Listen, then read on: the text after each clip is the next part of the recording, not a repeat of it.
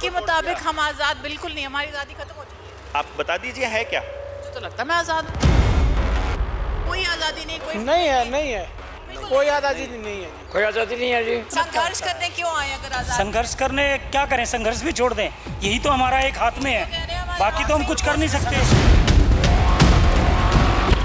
उनकी ब्राक का हुक तक चेक कर दिया जाता है और खुलवा दिया जाता है, और इन्हें ये पता नहीं लगता इस गवर्नमेंट को कि 350 किलो RDX कहाँ से आता है। ये अधिकार किसने दिया उनको, बृजभूषण जी को, कि वो हर चीज़ चेक करते हैं। फिर कोच किस लिए होते हैं, और लेडीज़ कोच नहीं है क्या?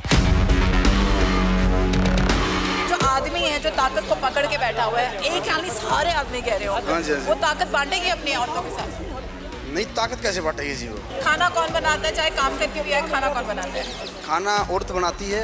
अगर औरत पहलवानी सीख सकती है, क्या मर्द खाना बनाना सीख सकते हैं? तरह काम कर रहे हैं पहलवानी उसे। सीख सकती हैं तो आप रोटी बनाना भी सीख सकते हैं। आपने जिंदगी में बहुत देखा होगा कि जब बेटी घर से बाहर निकलती है उसको किस तरह के बहुत रास्ते में बहुत बाधाएं होती हैं। ये तो आइकॉन है स्पोर्ट्स की, और इनके साथ ऐसा हाथ फिर आम आदमी के साथ क्या होगा? हमने ही तो नारा दिया था हरियाणा ने, बेटी पढ़ाओ बेटी बचाओ, लेकिन उस नारे को व्यवहारिक तौर पर नहीं। मोदी का पहला भाषण सुनिए पार्लियामेंट में क्या दिया था। 100 दिन में सभी कल्प्रिटों को विधानसभा और पार्लियामेंट से निकाल देंगे, स्पेशल प्रावधान करके।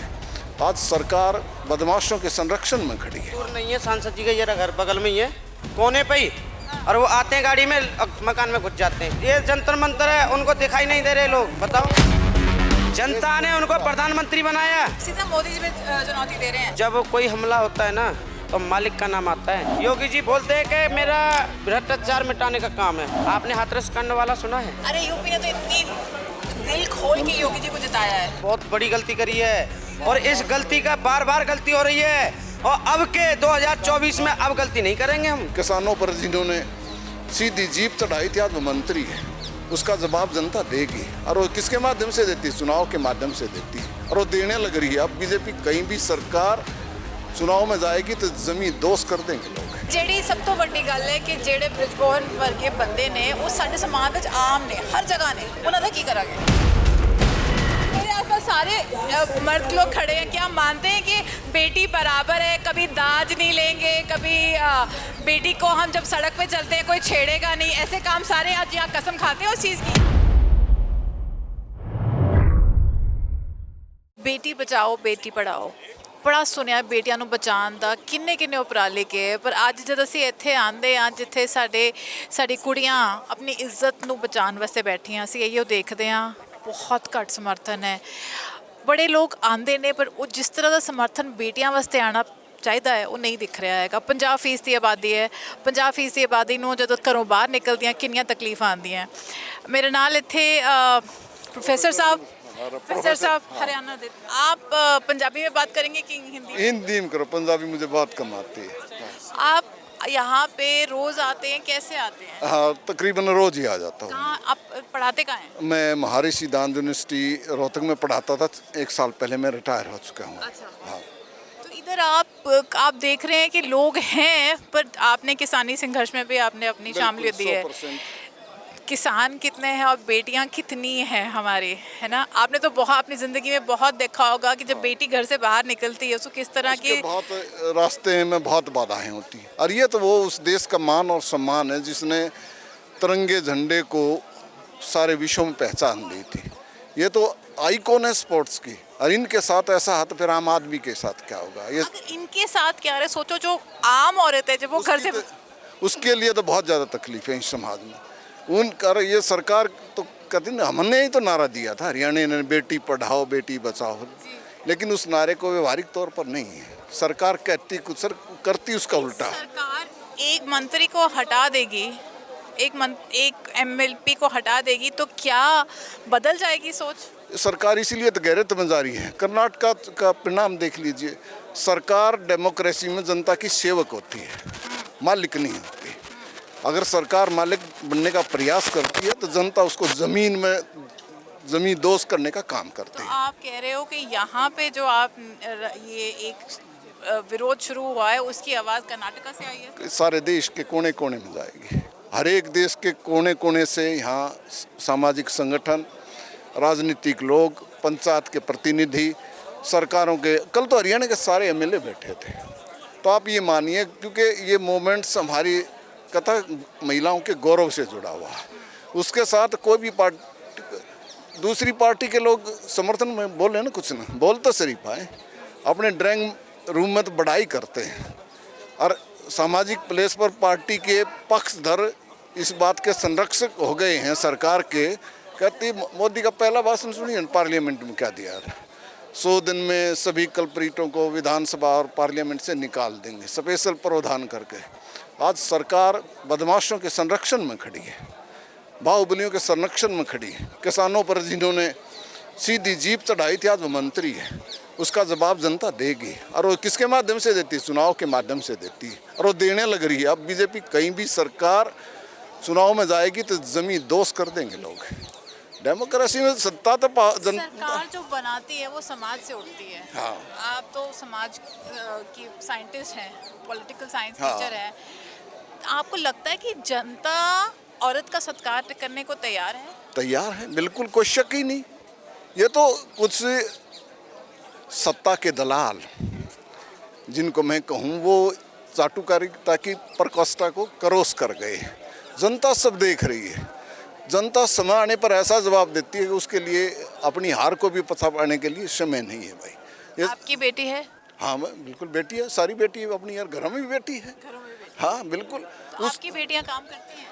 बिल्कुल करती हैं, जो गेम करती हैं, पढ़ती हैं। और हम तो ये कहते भी चलो पढ़ो लिखो, आपको हम तो इक्वल से भी ज़्यादा उनको प्रेफरेंस देते हैं। आज आती तो डर लगता है? ना, हमें तब नहीं लगता है, नहीं लगता, क्योंकि हम पढ़े लिखे हैं तो हम सारी समझते हैं, फिर डिस्कशन आपने करते हैं। बेटी को कैसे समर्थन दिया, कैसे उसको ताकतवर उसका कैसे बनाया? वो भाई तेरे बहन भाइयों से भी तेरी ज़्यादा पावर है, और वो सारी सर्विस भी करती है। सर्विस भी करती सर्विस वो इसीलिए करती है कि हमने कभी उनको रोका नहीं।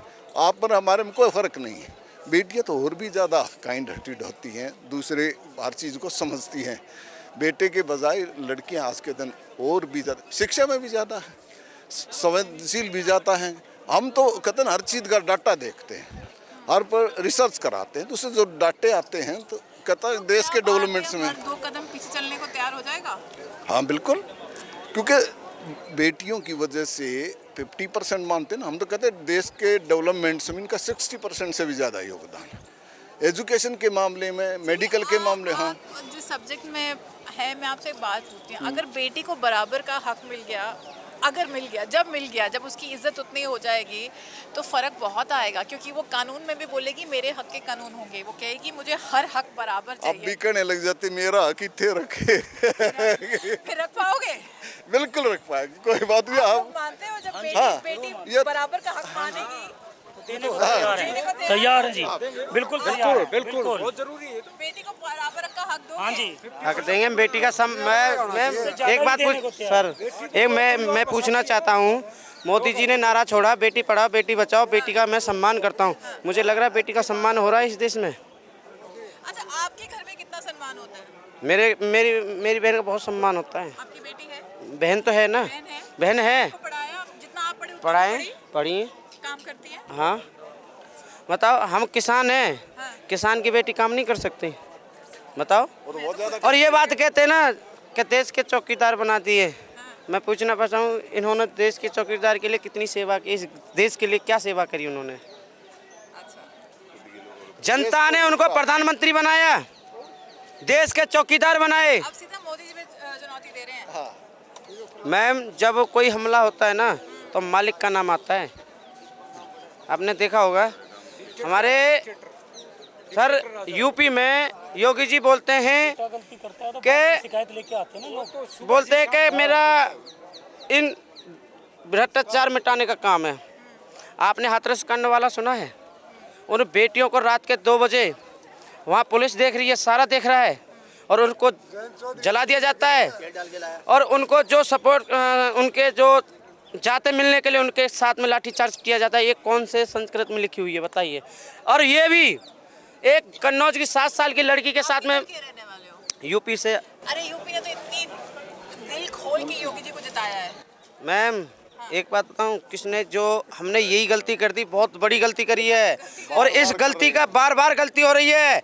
और अब के 2024 में अब गलती नहीं करेंगे हम, ये बात पक्का है। और सुनिए, रहने वाले हो? ये दिल्ली के दिल्ली के रहने वाले हैं? दिल्ली के आपकी बेटी है घर में? हाँ ये बेटी है। जब बेटी घर से बाहर जाती है, काम करने जाती है, कैसा महसूस होता है? तो मैं पहले डाउट नहीं था, जो 14 के बाद डाउट लग रहा है हमें। डाउट लगता है? पहले नहीं था? पहले नहीं था। क्यों? निर्भया तो पहले हुआ था। नहीं तो वो तो एकदम ऐसे हो गया था, मतलब वो प्रशासन ने काफ़ी इस पर कंट्रोल करा था इसके ऊपर। अब जो खुल्लम खुल्ला हो रहा है, इसके अंदर सपोर्ट मिल रही है ऊपर से, लेकिन नीचे से सब कानून का भी साथ था, कानून में साथ था उस टाइम। ऐसा है, उस टाइम कानून साथ था। बेटी का अधिकार और बेटे का दोनों का बराबर अधिकार है, और एजुकेशन का, नौकरी का, सबका। पर अभी माँ बाप तो उससे भी ज़्यादा रखता है। फिर समस्या होगी, जो एडमिनिस्ट्रेशन है, गवर्नमेंट है, सरकार है, हमें डर होता है। हमारी बेटी मान ले, हम हरियाणा के रहने वाले हैं और केरला में, त्रिवेंद्रम में या कहीं पढ़ती है, तो हमें डर लगता है। हम कोशिश करते हैं मम्मी को, पापा को, भाई को साथ भेजें। ये डर है आजकल, क्योंकि सरकार उस पर कोई संज्ञान ले लेती है। और कोई भी अगर अच्छा आदमी है, बाहुबली है, पैसे वाला है, धन दौलत वाला है, तो उसको बचाती है। बेटी के साथ न्याय नहीं होता है। ये पूरे मतलब हमारे देश की बेइज्जती पूरे विश्व में हो रही है। इसको देखने वाला कोई नहीं, पूरे विश्व की बेइज्जती हो रही है। ये नामचीन पहलवान, नामचीन जो अंतर्राष्ट्रीय खिलाड़ी हैं, और उनकी सुनाई 22 दिन हो गए यहाँ पर बैठे हैं धरने में। तो एक परेशान करने वाली बात है। पूरे विश्व को बेइज्जती है ये प्रकार से। किसकी बेइज्जती है? चौकीदार की बेइज्जती है भाई। चौकीदार ही राजा है। राजा, मैं घर का राजा हूँ, मैं मालिक हूँ, और मैं सुबह उठते ही झूठ बोलूँगा तो मेरा बेटा, मेरा बेटी नहीं बोलेगा? बोलेगा। मैं झूठ बोलूँगा तो बेटा बेटी बोलेगा। आज संस्कार ही हमारे बदली कर दिए सब कुछ। हमारे संस्कार थे सत्यवादी, सनातन धर्म, और एक दूसरे की इज्जत करना। हिंदू, मुस्लिम, सिख, ईसाई, वो देश है यहाँ पर। ये थोड़ा कि मतलब हिंदू ने देश को आज़ाद, नहीं। हिंदू, मुस्लिम, सिख, ईसाई, मुसलमानों का तो हमारे देश में आज़ादी के टाइम में बहुत ज़्यादा योगदान है। उन्हें कंधे से कंधा लड़ाई लड़ी है। और ये तो सामाजिक सेकुलरिज्म कंट्री है ये थोड़ा कि हिंदू कंट्री है। नहीं, हिंदू कंट्री है नहीं, सेकुलरिज्म है भैया। यहाँ हर आदमी को बोलने का अधिकार है। यहाँ सेकुलर है, कहने का मतलब ये कंट्री सेकुलर है। ये बिल्कुल सही कह रहे हैं भाई साहब। हिंदू हो, आपको हिंदू हम तो राज? मुसलमान है, ये भाई हिंदू है, मैं मुसलमान हूँ। अच्छा, आपको हिंदू राज भी चाहिए? हमें हिंदू राज की कोई जरूरत नहीं है। हमें सेकुलरिज्म, प्रजातंत्र चाहिए, लोकतंत्र चाहिए, कानून कायदा चाहिए। मैं तो आप लोगों को बताता हूँ, मैं मुस्लिम नहीं हूँ, मैं हिंदू हूँ। मेरा नाम है प्रो सैनिक प्रकोष्ठ अध्यक्ष सुरेंद्र सिंह ग्रेवाल भिवानी एक से। सवाल पूछना चाह रहा हूँ। मैं हिंदू हूँ, मैं, और मैं मोहम्मद जी के घर में खाना खा के आता हूँ, ठीक है? मुझे तो ये महसूस नहीं होता। ये बात बताइए। केरला नाम स्टोरी नाम की फिल्म आई जिसमें कहा जा रहा है ये वो तो सिमती रानी भी देखने चली गई। वो सिलेंडर लेके चलती थी ना, वो भी चली गई। इनको तो देखने नहीं आई। बताइए, नहीं आई। मैं आपको ये बताना चाहता हूँ कि गोधरा देख लीजिए ना, बीबीसी ने गोधरा दिखाई दी, उसे बैन लगा दीजिए। आप वो दिखाओ तो गोधरा दिखा दीजिए ना, डेमोक्रेसी है। हमारा तो ये कर्तव्य है, हमारी महिला और बेटियों का सम्मान करना और उनका सहयोग देना। हमारा ये काम है, सहयोग देना और साथ में चलना। जो देश के हित में बात करेगा और बेटियों की बात करेगा, हम उसको सपोर्ट करते हैं। मेरे आसपास सारे मर्द लोग खड़े हैं। क्या मानते हैं कि बेटी बराबर है? कभी दाज नहीं लेंगे, कभी बेटी को हम जब सड़क पे चलते हैं कोई छेड़ेगा नहीं, ऐसे काम सारे आज यहाँ कसम खाते हैं उस चीज़ की? तो ये बोलना चाहता हूँ, जैसे सऊदी अरब है ना, छोटा कंट्री है, मेरे ख्याल में बहुत कम पॉपुलेशन हो उसकी, 4 करोड़ या 5 करोड़ पॉपुलेशन हो। मैं ज़्यादा बता रहा हूँ। उसमें बेटी की तरफ आप देख नहीं सकते। राजा है ना, राजा भी नहीं देख सकता। अगर देख लिया ना, राजा का भी राज खत्म हो गया। बेटी आज़ाद घूमती हैं। वहाँ पे क्या होता है, किसी का इतना मतलब बेटी को जब अगर कोई छेड़ता है तो गलती बेटी के कपड़ों की नहीं होती है? मानसिकता नहीं, गलत उनके कपड़ों की नहीं होती। कपड़ों की नहीं होती, मानसिकता क्या मानते हैं? तो हम अपने बच्चों, आपको, आपकी बहन है तो आप यहाँ किसके समर्थन पे आए हो? वैसे ही खड़े हैं। देखते आए हो? क्या सीख के जा रहे हो? लड़कियों के समर्थन में। लड़कियों के समर्थन। क्या सीखा आपने यहाँ? अभी तो अच्छा काम नहीं हुआ जी, अच्छा काम नहीं हुआ जी, अच्छा काम। हाँ जी। मैम, कोई ज़्यादा दूर नहीं है, सांसद जी का ये घर बगल में ही है, कोने पे ही। और वो आते हैं गाड़ी में, मकान में घुस जाते हैं। कब तक? यही जो सांसद हैं, हाँ, ये रहे बगल में सामने।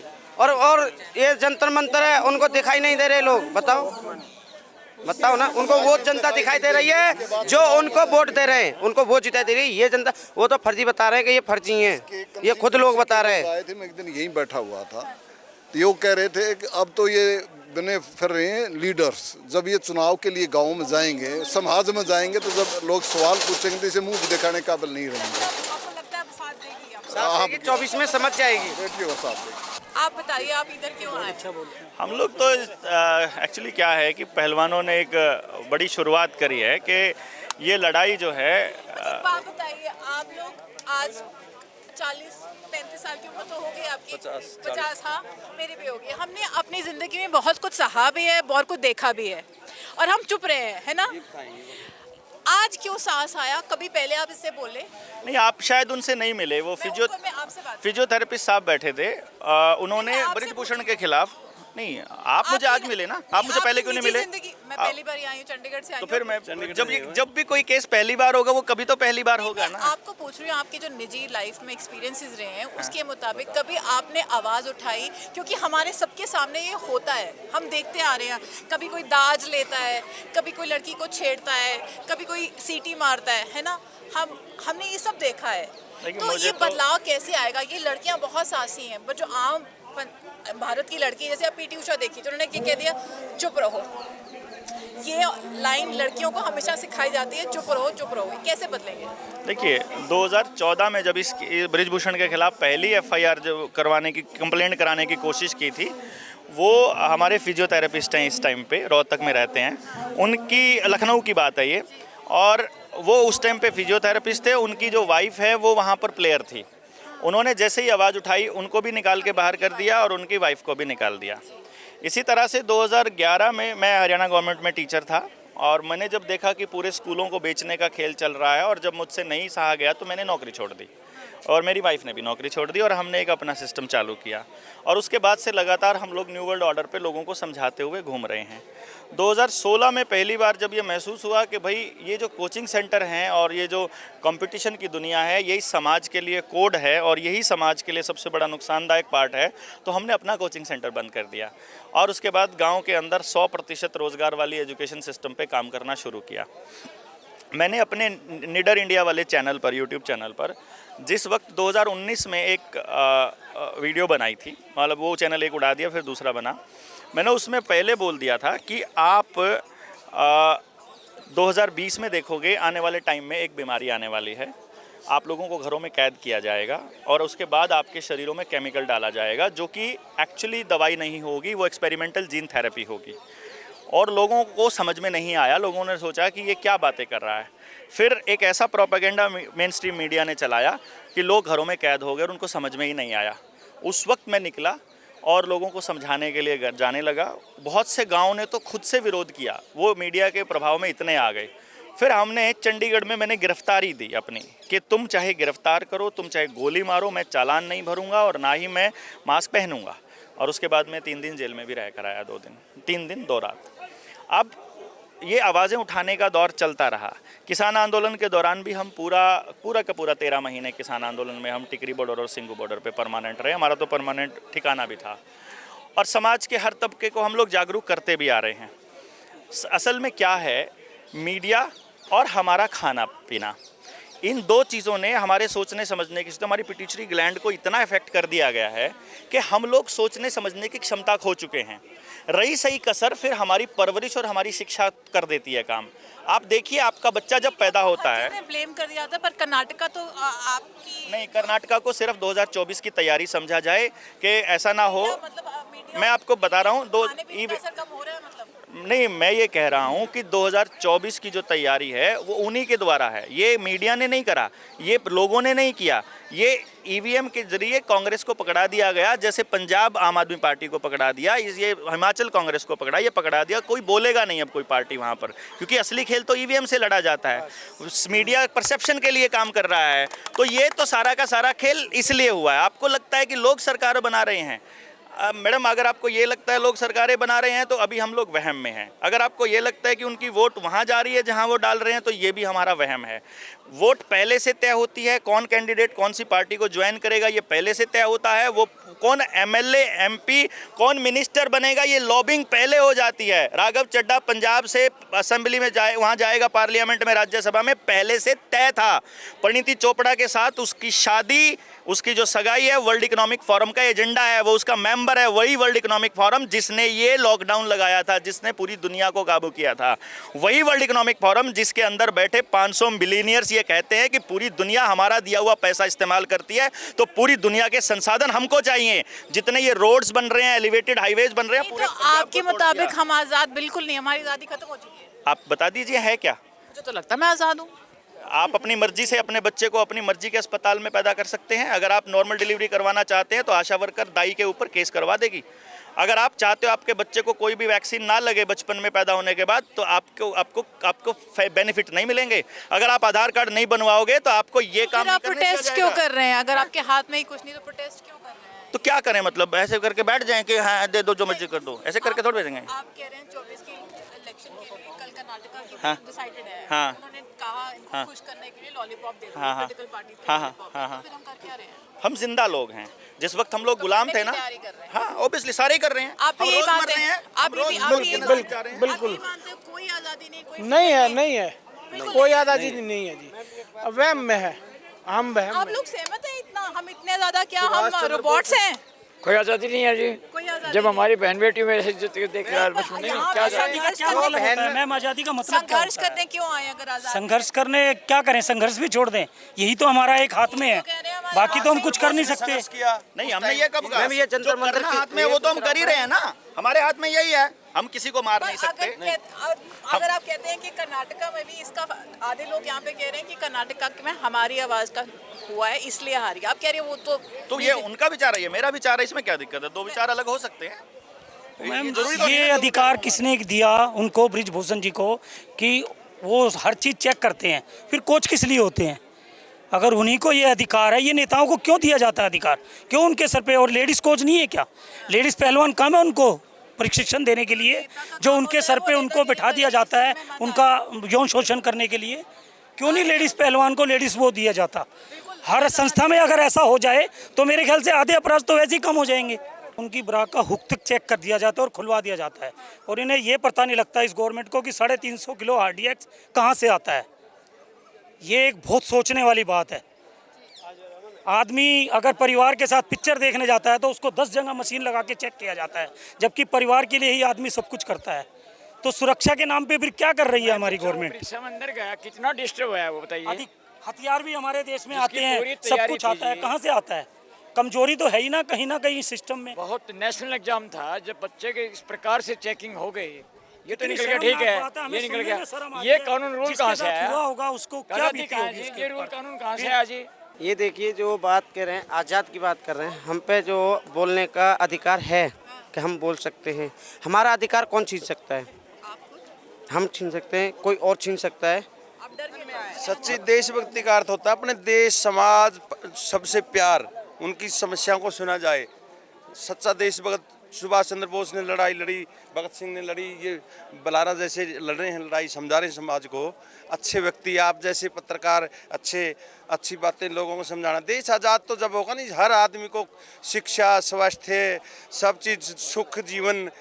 आधे भूखे मर रहे हैं, कोई ऊंचा चढ़ रहा है, इतना गैप कर दिया इंडिया और भारत। मैम 1 किलोमीटर दूर खड़ी है यहीं से, कोई बवाल करने के चक्कर में फट तैयार बैठे हैं वो लोग। मैं रोज देखता हूँ उनकी वैन आधा किलोमीटर पे खड़ी है कि कोई यहाँ बवाल हो, उनके लोग भी घूम रहे हैं यहाँ आसपास। हाँ बवाल के यहाँ आधा किलोमीटर पे रोज देखता हूँ मैं जाते टाइम। मोदी मीडिया की अंबाले तो जी। हाँ जी, कुड़िया के नाल अंबाले तो बहुत समर्थन मिल रहा है। हाँ जी, अपने मतलब हर 1-2 दिन ਬਾਅਦ ਉਧਰੋਂ ਜੱਥਾ ਆ ਰਿਹਾ। ਆਪਾਂ ਭਾਰਤੀ ਕਿਸਾਨ ਯੂਨੀਅਨ ਚੜੂਨੀ ਨਾਲ ਮਤਲਬ ਸੰਬੰਧ ਰੱਖਦੇ ਹਾਂ ਤੇ ਕੱਲ ਹੀ 16-17 ਜਿਹੜੀ ਸਭ ਤੋਂ ਵੱਡੀ ਗੱਲ ਹੈ ਕਿ ਜਿਹੜੇ ਬ੍ਰਿਜਭਵਨ ਵਰਗੇ ਬੰਦੇ ਨੇ ਉਹ ਸਾਡੇ ਸਮਾਜ ਵਿੱਚ ਆਮ ਨੇ, ਹਰ ਜਗ੍ਹਾ ਨੇ, ਉਹਨਾਂ ਦਾ ਕੀ ਕਰਾਂਗੇ? ਦੇਖੋ ਜੀ, ਇਹ ਤਾਂ ਜਦੋਂ ਜਨਤਾ ਜਾਗਰੂਕ ਹੋਗੀ ਫਿਰ ਤਾਂ कोई भी मैं ਤੁਹਾਨੂੰ मेन गल पता की है जी, आप मेन गल पे आइए। जो आदमी है जो ताकत को पकड़ के बैठा हुआ है, एक यानी सारे आदमी कह रहे हो, वो ताकत बांटेगी अपनी औरतों के साथ? नहीं, ताकत कैसे बांटेगी जी वो? कुर्सी की ताकत, सब कुछ काबू करने की ताकत, घर में ताकत, घर अगर लेडी थाली के आगे सबसे पहले किसके आगे जाती है? खाना कौन बनाता है? चाहे काम करके भी आए, खाना कौन बनाता है? खाना औरत बनाती है, मर्द सीख सकते हैं खाना बनाना? मर्द- अगर औरत पहलवानी सीख सकती है, क्या मर्द खाना बनाना सीख सकते हैं? सीख सकते हैं आधे, और ये क्या नाम है, जेंट्स खाना बनाओ घर में, आधे तो ज्यादा बनाने लगे जी। आपकी वाइफ कब जॉब करती है? नहीं, मैं जॉब करता हूँ और मेरे घर में जो सारे, मैं जॉब करता हूँ, मैं अपना अकेला खाना बनाता हूँ मैं हॉस्पिटल में। जब घर जाते हो, जब कभी कभी बीवी को बोलते हो कि तू आराम कर, मैं खाना बनाता बना लेते हैं हम तो, हूँ। अच्छा चलो, हम बना लेते हैं हम तो। हाँ जी, आप बनाना। मैंने तो आज तक टाइम कौन लग गया जी बनाने का, बनाओ तो वाइस है, मैं तो बस बाहर भी तरह काम कर लिया। पहलवानी सीख सकती हैं तो आप रोटी बनाना भी सीख सकते हैं। हम सीख लें जी, जरूर सीखें। बिल्कुल। बेटियां आज आगे बढ़ गई हैं, कुश्तियां करती हैं, पढ़ाई में भी, शिक्षा में भी, स्वास्थ्य में, हर चीज में बेटियां आगे हैं। फुल्का गोल आता है कि नहीं आता? आदमी हमेशा गोल फुल्का मांगता है, आपका फुल्का गोल आता है कि नहीं आता? तब हम आने के बराबर ही आगे। मैडम जी गोल आए ना है, लेकिन कच्चा नहीं छोड़ते उसको, पका के जरूर छोड़ते हैं। बराबरी लानी है, बराबरी की बात हो रही है। सड़क पे बहुत कम मर्द नज़र आ रहे हैं, पर नज़र तो आ रहे हैं। और जो औरतें जो कहते हैं कि औरत की सबसे बड़ी दुश्मन होती है, क्योंकि हमेशा कहती है, जैसे पीटी उषा ने कहा, चुप रहो चुप रहो चुप रहो, वो नहीं आई, उसके लिए अफसोस। पर जितने आए हैं ये आंकड़ा ज़रूर बढ़ेगा और उम्मीद है कि कामयाबी ज़रूर मिलेगी।